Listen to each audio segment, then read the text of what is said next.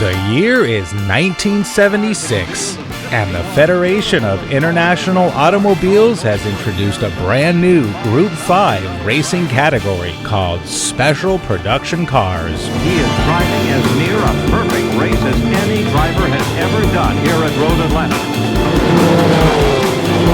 The rules for the new category are very few and widely open to interpretation.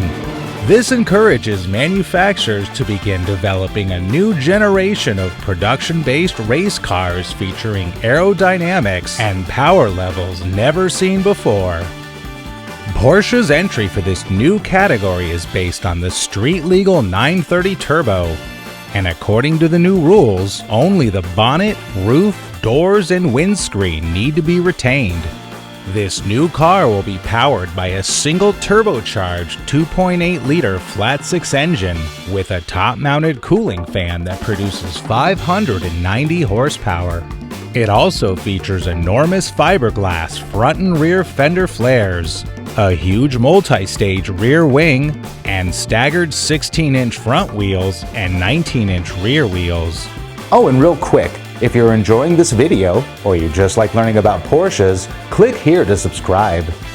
The upgraded suspension utilizes coil springs and adjustable anti-roll bars, and the car also benefits from 917 brakes and a 908 fuel pump. It weighs less than 2,000 pounds and has a top speed of 199 miles per hour. The new car is called the 935-76. At first glance, it's unrecognizable as a 935, as it lacks the signature slant nose hood and box flare fenders, and it wasn't until after the car began racing that it dawned on Porsche that the new rules did not specify a minimum headlight height.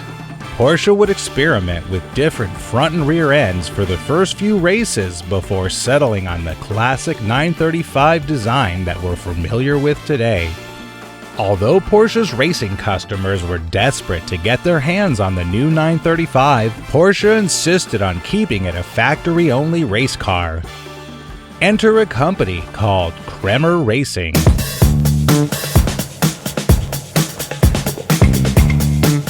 In response to the demand, Kremer began constructing their own 935s without using any actual 935 parts. Their car produced 650 horsepower, which was a 60 horsepower increase over Porsche's factory car. It had a top speed of 200 miles per hour, and it featured some wild new aerodynamics. It was called the 935 K1. Although Kremer's presence was relatively small in 1976, in the years to come, their importance in the 935 program would eclipse even that of Porsche's.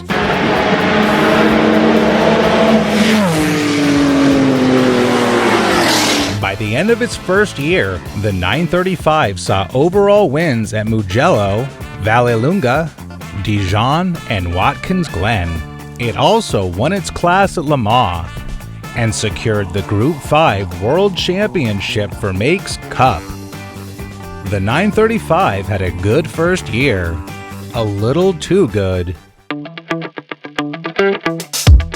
During the 1976 racing season, the 935 had managed to develop such a strong intimidation factor that for 1977, most of Porsche's competitors decided to race in the smaller engine displacement class, where the 935 was not qualified to compete. The lack of competition forced Porsche to do something that they had hoped to avoid: sell the 935 to other racing teams. The new customer cars were essentially 935-76s that featured a slightly revised front fascia and rear bumper cover, and they incorporated side skirts to bridge the front and rear fender flares and reduce the disruption of airflow beneath the car. They were officially called the 935-77A.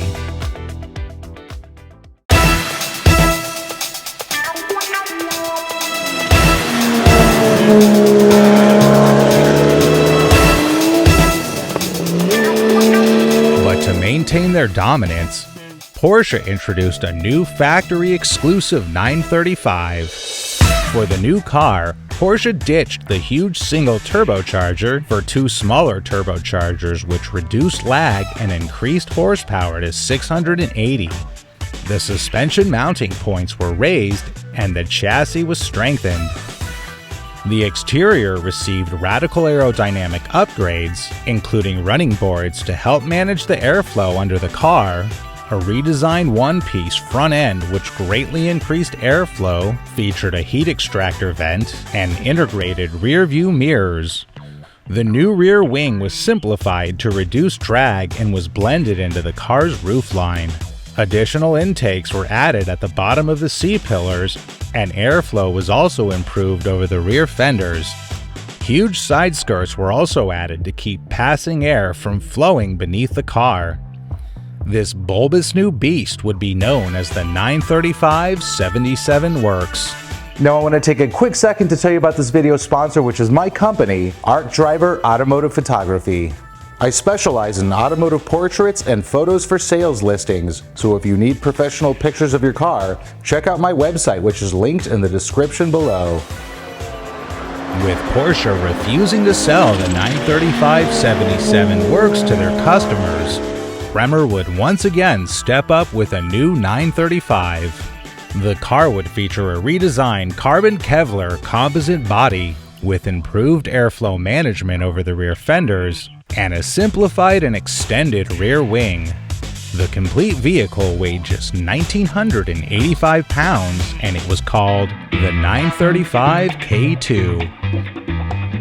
With Porsche and Kremer now selling 935s to practically anyone who wanted one, some races began to look like a single make and model series. As the 1977 season progressed, Porsche's racing customers began to feel a sense of relief that they were not driving the latest 935-77 Werks, as the new modifications were pushing the car beyond its limits and issues with brakes and head gaskets began to develop.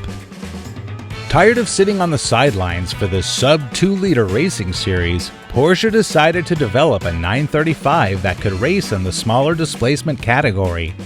Norbert Singer, Porsche's head racing engineer, was tasked with getting the 935's 2.8-liter engine down to 1.4 liters, redesigning the exhaust system, and also retweaking the cooling system and body, all in 4 months.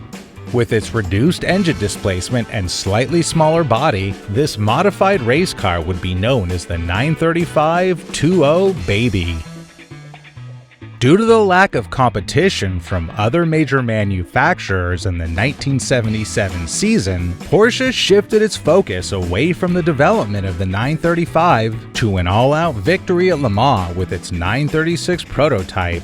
This was a historically good call, as Jackie Ickx, Hurley Haywood, and Jürgen Barth completed 343 laps in the number 4 936 to score an overall victory at Le Mans that year. By the time the dust of the 1977 racing season settled, the 935 had racked up over 27 wins, most being achieved with the 935-77A customer cars and Kremer K2s.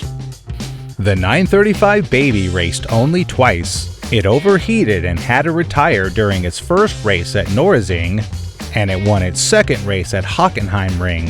It was then immediately sent to the Porsche Museum and never raced again. The 935-77 Werks was plagued with engine problems, but still managed to score victories at Silverstone, Watkins Glen, and Brands Hatch. 935s also won the World Sports Car Championship and the German Sports Car Championship. The 1977 race season would solidify the 935 as one of, if not the best racing car ever built, but the 935 was just getting started.